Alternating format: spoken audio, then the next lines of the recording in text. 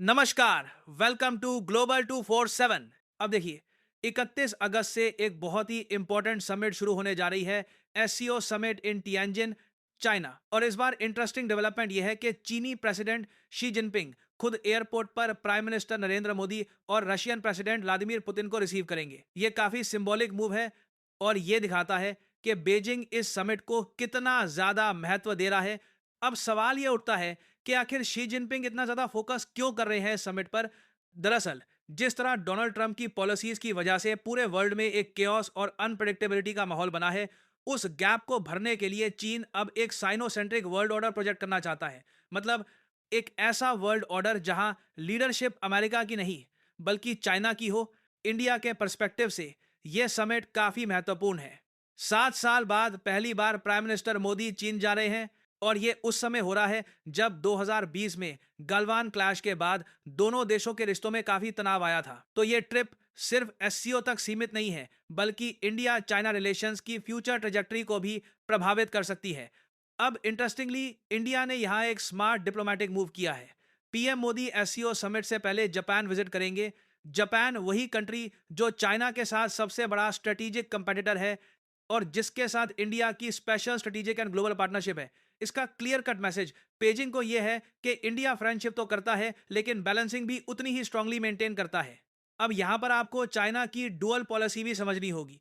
एक तरफ वो इंडिया को भाई भाई कहकर करीब लाने की कोशिश करता है, लेकिन दूसरी तरफ पाकिस्तान और अफगानिस्तान के साथ मिलकर सीपीईसी को काबुल तक एक्सटेंड करने का प्लान बनाता है। यानी फ्रेंडशिप और चैलेंज दोनों एक साथ चलते हैं। यही है बीजिंग का रियल कैरेक्टर।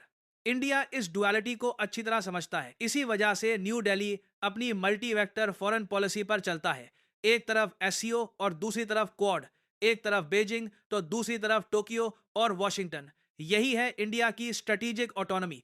इस पूरी सिचुएशन को अगर ब्रॉडर कॉन्टेक्स्ट में देखें तो यह वही फॉरेन पॉलिसी है जिसे external affairs minister S Jaishankar ने अपनी किताब द इंडिया वे में एक्सप्लेन किया है।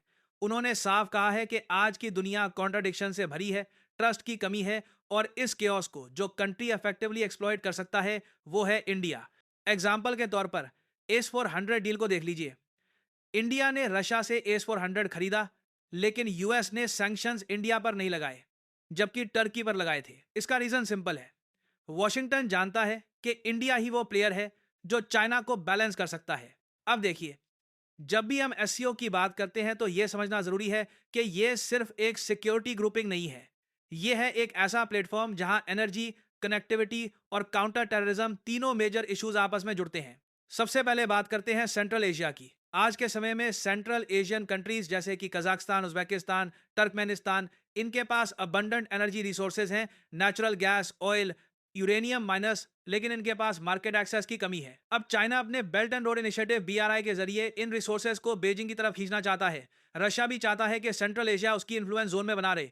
वहीं इंडिया का इंटरेस्ट है कि यह रीजन मल्टीपोलर रहे ताकि न्यू दिल्ली के लिए एक्सेस बंद ना हो।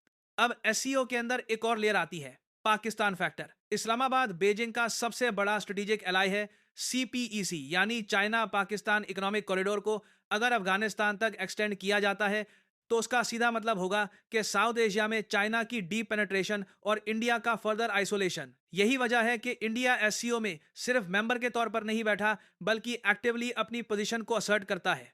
यहां पर आपको याद रखना होगा कि जब 2019 में एससीओ समिट किर्गिस्तान के बिश्केक में हुआ था तो उस समय भी प्राइम मिनिस्टर मोदी ने पाकिस्तान के प्राइम मिनिस्टर इमरान खान से बायलैटरल मीटिंग करने से साफ इनकार कर दिया था। यानी इंडिया ने साफ कर दिया था कि terror and talks can not go together even on a multilateral platform.